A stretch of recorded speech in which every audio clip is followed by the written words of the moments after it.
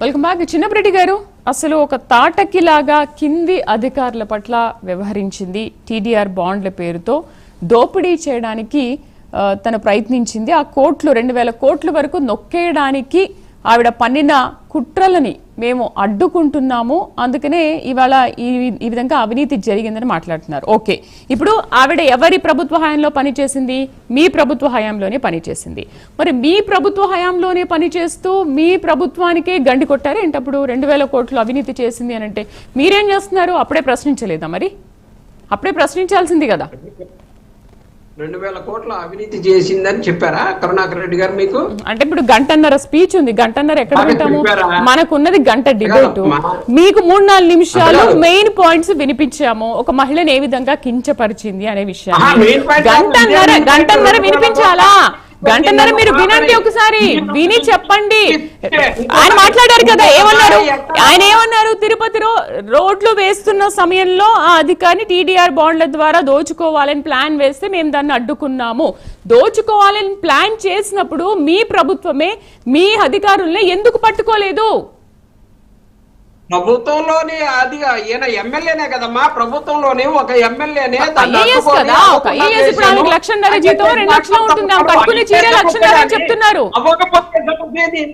మహిళల్ని కించపరిచారు అని చెప్పేసి మాట్లాడుతూ ఉన్నారు. రజియా సుల్తానా అనే లాగా చేసిన రజియా సుల్తానా అనే ఎవరు మహారాణి, ఢిల్లీకి సంబంధించి మహారాణిగా చేసింది. 1236వ సంవత్సరం నుంచి 1240వ సంవత్సరం దాకా మహారాణి లాగా ఏలింది ఆమె. రజియా సుల్తానా ఏమైనా తక్కువ చేసామామని రజియా సుల్తానా అని మహిళల్ని అవమానపరిచారని క్షమాపణ ఏం మాట్లాడతారు?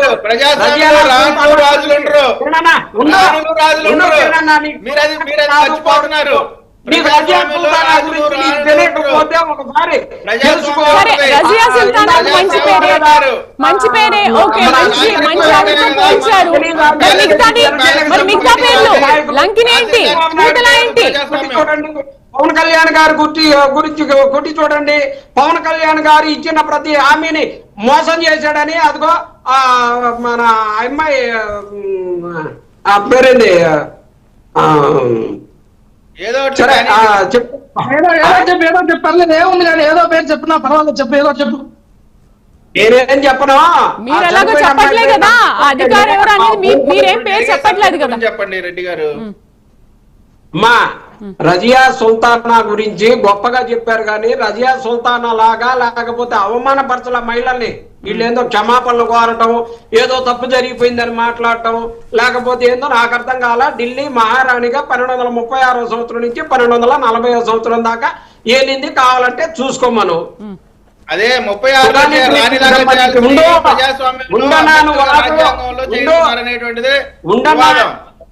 ఉండన్నాను వాగు. సుగాలి ప్రీతికి సంబంధించి ఇచ్చినటువంటి హామీ పవన్ కళ్యాణ్ గారు ఏం చేశారో అదిగో ఆ తల్లి మహాతల్లి వాళ్ళకి క్షమాపణ చెప్పండి నాయన. మీరు వచ్చిన మొదటి రోజే ఫస్ట్ కేసు సుగాలి ప్రీతి కేసు తీసుకుంటామని చించుకొని మాట్లాడినటువంటి నాయకులు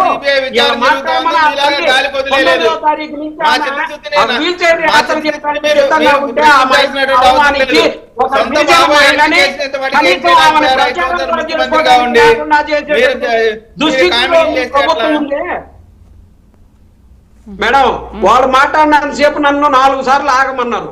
వాళ్ళని ఎందుకని ఆగమని చెప్పరు? విజయ్ గారు కరెక్ట్ కాదు కదా, మీరు మధ్యలో మాట్లాడకండి. ఇస్తున్నారు మేడం సుగాలి ప్రీతికి సంబంధించినటువంటి అదువా విజయ్ గారు మాట్లాడకండి, మనం వాళ్ళకి కూడా అవకాశం ఇవ్వాలి కదా. మాట్లాడమనండి. ఈ రాష్ట్రంలో సుగాలి ప్రీతికి తల్లికి జరిగినటువంటి అవమానం, ఈ కూటమి ప్రభుత్వం చేసినంత అవమానం ఒక గిరిజన మహిళకి అంత అవమానం చేయవచ్చునా? వీల్ చైర్ యాత్ర చేస్తానంటే తన యాత్రను కూడా అడ్డుకొని చేసినందుకు అందుకు మీరు క్షమాపణ చెప్పాలి. ఫస్ట్ మహిళల్ని అవమానించేది మీరు.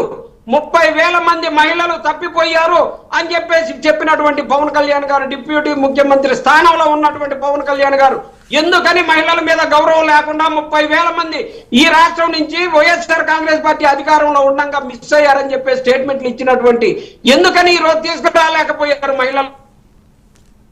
సరే మీద మీరెందుకు గౌరవం లేదు. మరి మీరెందుకు అందుకనే చెప్తా పిఠాపురం ఉన్నా, చిన్నప్పటి గారు సరే చిన్నప్పటి గారు ఇప్పుడు కూటమి ప్రభుత్వ హయాంలో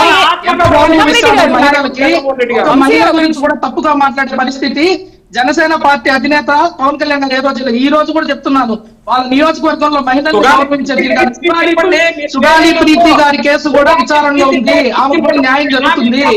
ఏ ఒక్క మహిళకి ఆంధ్ర రాష్ట్రంలో అన్యాయం జరగదు. పవన్ కళ్యాణ్ గారు మహిళల్ని గౌరవిస్తారు, వారి నియోజకవర్గంలో వారిని చూసుకునే తీరులోనే మనకు తెలుస్తుంది.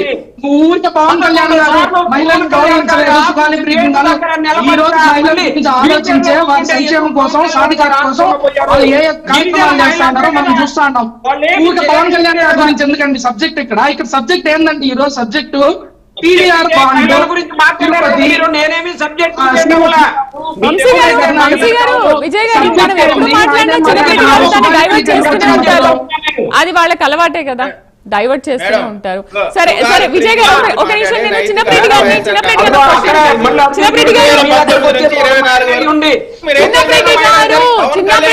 మీరే మాట్లాడకండి,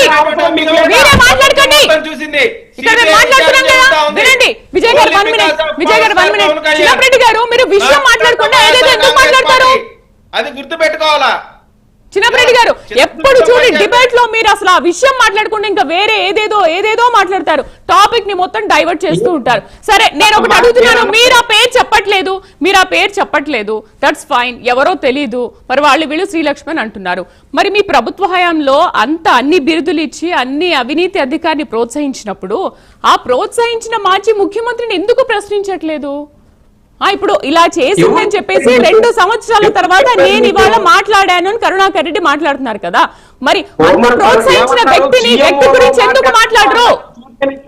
మాట్లాడానల్లా మీకు కూడా అర్థం కాకపోతే నేను చేసేదేం లేదు. చీఫ్ మినిస్టర్ అవును, అసలు డిబేట్ లో పార్టిసిపేట్ చేసే వాళ్ళకు నాకు అసలు ఏం అర్థం కాదు, మొత్తం మీకే అర్థం అవుతుంది. పంతుని జరగలేకుండా చేశానంటే మంచితనంగా మంచి చేసినందుకు ఆయన్ని అంటారేంది నాకు అర్థం కాదు. జరగనీయకుండా అడ్డుకోవడం కూడా సరే, జరగనీయకుండా అడ్డుకున్నారు, అదే మాజీ ముఖ్యమంత్రిని మీరు ప్రశ్నించారా? ఇలా జరుగుతుంది మీరు ఎందుకు ప్రోత్సహిస్తున్నారని మాట్లాడారా?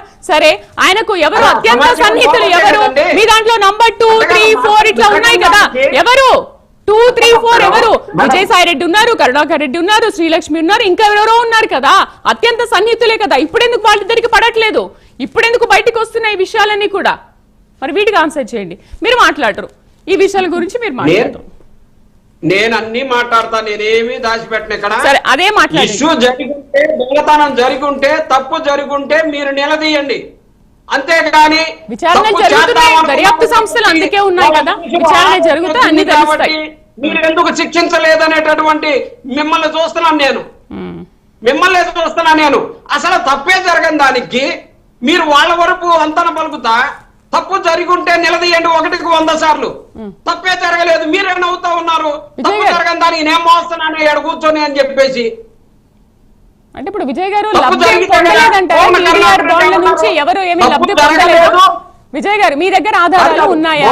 సరే, టీడీపీ నేతలు అంటున్నారు మా దగ్గర పక్కా ఆధారాలు ఉన్నాయి, 6 నెలల్లో దోషులు ఎవరో తేలుస్తామని అంటున్నారు, మీ దగ్గర పక్కా ఆధారాలు ఉన్నాయా? టీడీఆర్ బాండ్స్ లో ఎటువంటి మోసం జరిగింది?